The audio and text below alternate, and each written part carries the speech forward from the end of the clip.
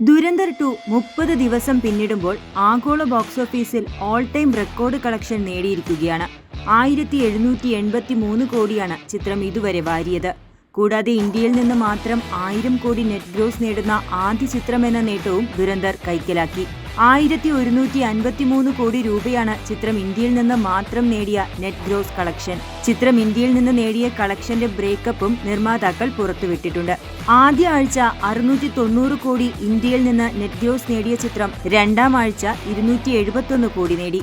മൂന്നാമത്തെ ആഴ്ച നേടിയത് 120 കോടി, നാലാം ആഴ്ച നേടിയത് 58 കോടി എന്നിങ്ങനെയാണ് കണക്കുകൾ. അതേസമയം അഞ്ചാമത്തെ വീക്കെൻഡിൽ മാത്രം ദുരന്തർ ദ റിവെഞ്ച് നേടിയത് 13.5 കോടി രൂപയാണ്.